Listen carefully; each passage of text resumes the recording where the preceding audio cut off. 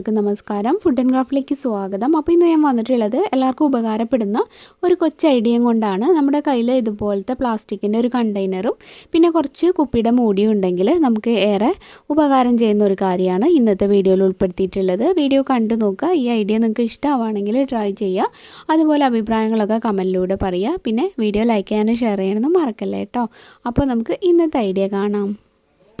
ഈ ഒരു ഐഡിയയ്ക്ക് വേണ്ടിയിട്ട് റെക്റ്റാങ്കിൾ ഷേപ്പിലുള്ള, അതായത് ഈ ചതുരത്തിലുള്ള കുപ്പിയോ അല്ലെങ്കിൽ പ്ലാസ്റ്റിക്കിൻ്റെ ഇങ്ങനത്തെ കണ്ടെയ്നറോ ആണ് വേണ്ടത്. ഇതിനിപ്പോൾ അധികം കനലില്ല, കണ്ടില്ലേ, അത്ര കനലില്ലാത്തൊരു പ്ലാസ്റ്റിക്കാണ്. ഇങ്ങനെ ഞെക്കുമ്പോഴൊക്കെ ഞെങ്ങിക്കൊണ്ടിരിക്കുന്ന ഒരു കണ്ടെയ്നറാണ് കേട്ടോ. അപ്പോൾ ഇത് വെച്ചിട്ടാണ് ഇന്നത്തെ ഐഡിയ ഞാൻ കാണിക്കുന്നത്.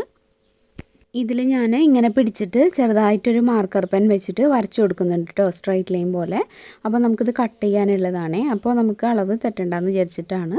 അപ്പോൾ ഒരു സെൻറ്റർ ഭാഗത്ത് നിന്ന് കുറച്ച് മുകളിലായിട്ടാണ് ഇതുപോലെ വരയ്ക്കുന്നത്. അപ്പോൾ ഒന്ന് വരച്ചു കൊടുത്തിട്ട് കട്ട് ചെയ്യാം കേട്ടോ, ഞാൻ കാണിച്ചു തരാം. അപ്പോൾ കത്തി ഒന്ന് ചൂടാക്കിയിട്ട് ആ ഫസ്റ്റ് ഭാഗമാണ് ഒരു കട്ടി ഉണ്ടാവുക. അത് കഴിഞ്ഞാൽ നമുക്ക് സിസർ വെച്ച് കട്ട് ചെയ്യാം കേട്ടോ. ആദ്യത്തെ ഭാഗം കത്തി ചൂടാക്കിയിട്ടൊന്ന് കട്ട് ചെയ്ത് കൊടുക്കുക. പിന്നെ അങ്ങോട്ട് ഫുള്ളും സിസർ വെച്ചിട്ട് കട്ട് ചെയ്തിട്ട് ഒന്ന് ഓപ്പൺ ആക്കുക.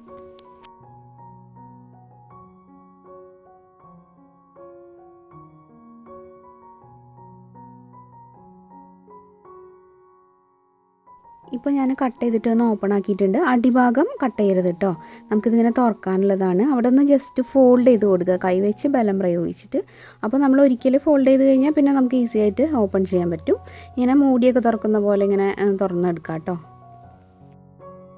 ഇനി നമുക്ക് ഈ ഒരു ബോട്ടിലിൻ്റെ മൂടികൾ ഇങ്ങനെ ഇതിൽ എത്ര എണ്ണം കൊള്ളുന്നുണ്ടെങ്കിൽ അതിനനുസരിച്ചിട്ട് ഒട്ടിച്ച് കൊടുക്കണം കേട്ടോ. അപ്പോൾ ആ ഒരു സ്പേസൊക്കെ കറക്റ്റായിട്ട് അഡ്ജസ്റ്റ് ചെയ്ത് വെച്ച് നോക്കിയിട്ട് ഒന്ന് ഒട്ടിക്കുക. ഗ്ലൂ ഗൺ ഉപയോഗിച്ചിട്ടാണ് ഞാൻ ഒട്ടിക്കുന്നത്.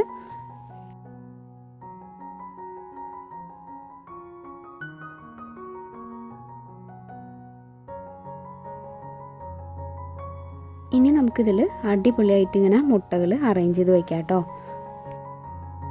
അപ്പോൾ അതിനുശേഷം നമുക്ക് ഇങ്ങനെ ഈ ഒരു ബോട്ടിൽ മൂടിയിട്ട് ഇതിൻ്റെ ആ ഒരു ക്യാപ്പും ഇട്ട് കൊടുക്കാം. കണ്ടില്ലേ, അപ്പോൾ നല്ല വെൽ പാക്ക്ഡ് ആയിട്ട് സംഭവമായിരിക്കും. ഇനി നമുക്കിതിൽ ചെറുതായിട്ട് ഹോൾസും കൂടി ഇട്ട് കൊടുക്കണം കേട്ടോ, മുട്ടയ്ക്ക് ഒരു എയർ സർക്കുലേഷൻ കിട്ടാൻ വേണ്ടിയിട്ടാണ്.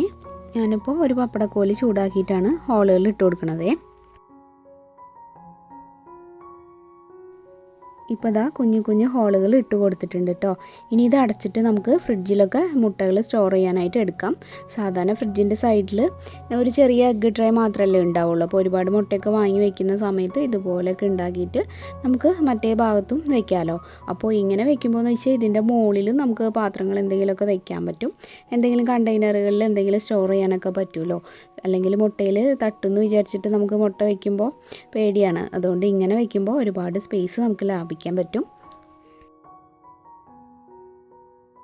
അപ്പോൾ ഇതാ ഇതുപോലെ തുറന്നിട്ട് മുട്ട എടുക്കുകയും ചെയ്യാം, ആവശ്യം കഴിയുമ്പോൾ അടയ്ക്കുകയും ചെയ്യാം.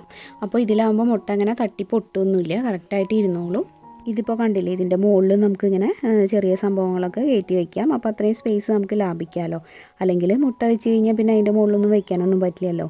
അപ്പോൾ നമുക്ക് ഇതുപോലത്തെ കണ്ടെയ്നറൊക്കെ കിട്ടുമ്പോൾ ഇനി ഈ ഒരു ഓർഗനൈസർ ഉണ്ടാക്കിയിട്ട് ട്രൈ ചെയ്യാം. അപ്പോൾ ഈ ഒരു കുഞ്ഞ് ഐഡിയ നിങ്ങൾക്ക് എല്ലാവർക്കും ഇഷ്ടമായെന്ന് വിചാരിക്കുന്നു. റെക്റ്റാങ്കിൾ ഷേപ്പിലുള്ള ബോട്ടിൽ കിട്ടിയാൽ നമുക്ക് ഇതുപോലെ ചെയ്യാം. അപ്പോൾ 2 ലെയറായിട്ട് വെക്കാൻ പറ്റില്ല എന്നേ ഉള്ളൂ. ഒരു നിരയായിട്ട് ഇങ്ങനെ മുട്ടകൾ വെക്കാം കേട്ടോ അതിലും. അപ്പോൾ ഒന്ന് ട്രൈ ചെയ്യുക. അപ്പോൾ ഇന്നത്തെ വീഡിയോ എല്ലാവർക്കും യൂസ്ഫുൾ ആയെന്ന് വിചാരിക്കുന്നു. വീഡിയോ ഇഷ്ടമായാൽ എന്നും പറയുന്ന പോലെ പറയാണ്, ലൈക്ക് ചെയ്യാനും ഷെയർ ചെയ്യാനും.